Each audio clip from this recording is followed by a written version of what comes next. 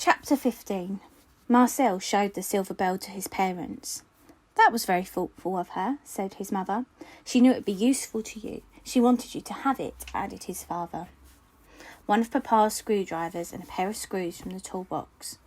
Marcel attached the bell to the beat-up old bike he was now using. He still missed the bike he'd traded away, but he wasn't sorry he'd let it go. Not a bit. It was worth it. Then, a few weeks later, at Christmas, Papa and Maman surprised him with a new bicycle. Well, it wasn't new. Money was very tight. They could not have afforded a brand new one. But its bottle green frame was in pretty good shape, and the seat, which only had a few marks on it, was made of real leather. "Thank you, thank you, thank you," Marcel cried as he wheeled it around the room. "Careful you don't knock anything over," Maman said. She moved aside the 3 wooden shoes that they had set out at Christmas Eve for Pierre Noël to fill. "I want to ride it right now," he said. "Don't worry, you'll have a chance to ride it soon enough," said Maman, as she fixed them crepes filled with the remains of a jar of preserves she'd been hoarding. They tasted so good. After they ate, they all went off to hear Mass at church. It was only later in the day that Marcel was able to ride, and the first thing he did was pedal over to Arnold's house to show off his gift. "That is some bike you've got there," Arnold said. "It sure beats that old wreck you've been riding." "It sure does," Marcel agreed happily. "And it's going to beat you too. When we start racing again, you wait and see." "Don't count on it," said Arnold. In fact, in case you've forgotten, I'm still pretty fast." "Neither of us are as fast as Delphine," Marcel said, his high spirits suddenly evaporating. "No, we're not," agreed Arnold. There was a silence, but it was not uncomfortable. Then Arnold asked, "Did you ever find out what happened to her? I mean, she just disappeared. We never saw her again." "No, we didn't," said Marcel. And technically, this was the truth. Even if it hadn't been, he would have maintained the fiction. He couldn't risk revealing the real story to his friends, even now. Later, back at home, Marcel asked his father if he knew anything about what had happened to Delphine's family. "I didn't hear that they were caught," said father. "So that means they got to Spain and that they're all right?" His father shook his head. "I wish I could tell you that was true, but in all honesty, I can't. I only know I didn't hear anything about anything bad happening to them.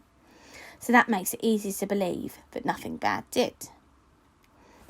Marcel understood. He just wasn't going to get a better answer than that. He'd simply have to live with not knowing. "At least we tried," he said to his father. "At least we tried as hard as we could." "We certainly did," said his father. "Especially you, Marcel." Papa put his hand on his shoulder, just like he would have with one of his friends or another man. Marcel felt good knowing they had tried as hard as they did, and basking in the warm glow of his father's pride felt good too. January and February were long, cold months, with a lot more snow and ice than usual. Marcel wasn't able to ride the new green bike as much as he would have liked. Still, he continued to carry messages for his parents in loaves of bread. Even though Delphine and her family had gone, the work of the resistance went on. Then there was a day in early March that was surprisingly mild, with temperatures hovering around 10 degrees Celsius. Sitting at his desk in school, Marcel couldn't help looking at the window where he could see flocks of birds twittering in the branches of a nearby tree. What a nice sound! After school, he would take his bicycle out for a spin. It was warm enough. As soon as the bell rang, he picked up his satchel and headed out of the building. He passed Thierry, but the bigger boy just scowled and let him pass without a word. Ever since their exchange back in December, Thierry hadn't bothered him. Maybe Gwilym was right. All it took to scare a bully was to give him a taste of his own medicine. Walking down his street, he waved to his parents, who were both busy behind the counter of the bakery. Then he hurried up the stairs, where he dropped his bag. He was hungry, but he was even more eager to get on the bike. He'd eat later, he decided, and went downstairs to hop on. What a feeling! That first ride after a break felt so good, so thrilling.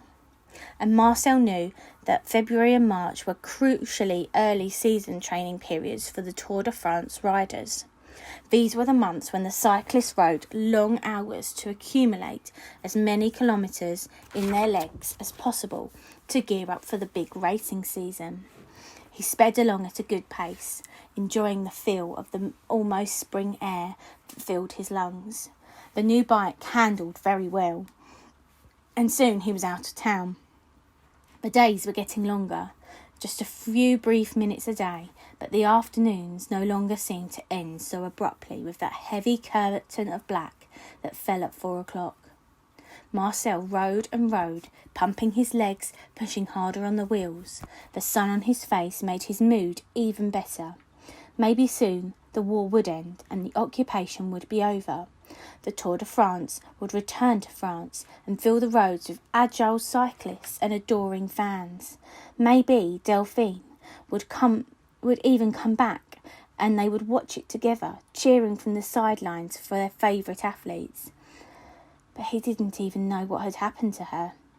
Marcel was not paying attention to how far he'd ridden, and was surprised when he realised he'd reached the little village where he'd gotten a flat and traded his bike for that old wreck. Papa had ended selling it for parts. The bike itself was pretty useless. As he passed through the town square, he slowed down. There was a fountain, now dry, and a street of shops. 2 German soldiers stood on the corner as Marcel rode by.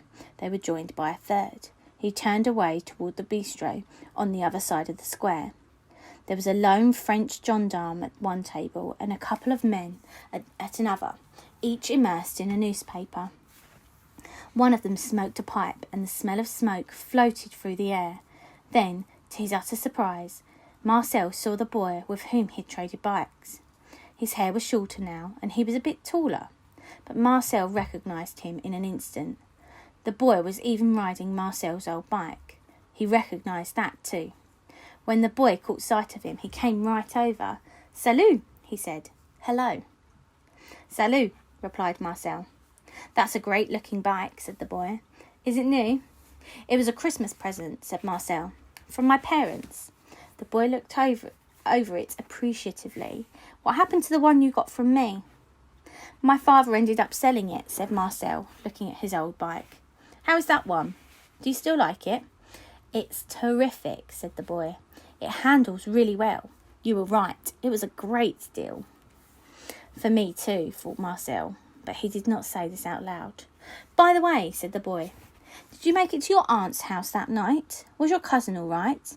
"Yes," said Marcel, "and she's fine now."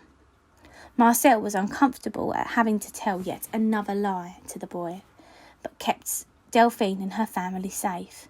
How he wished he knew if she was safe. He said goodbye to the boy and got back on his bike. It was just getting dark and the air had cooled down considerably by the time he got home. It was only March after all. Winter was not over. He mounted the stairs quickly in search of a snack. He was starved. There wasn't much to tempt him though, some stale bread and an apple that had gone soft. But he sat down at the table to eat anyway. Then he saw it.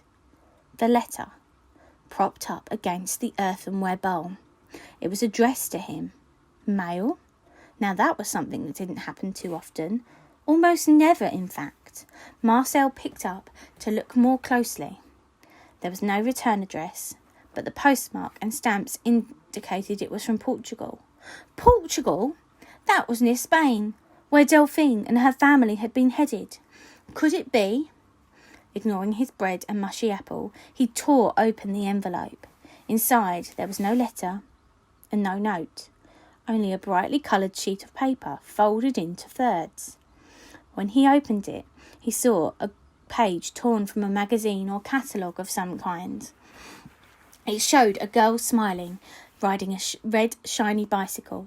Strapped to the front of the bicycle was a wicker basket, and inside the basket was a tabby cat.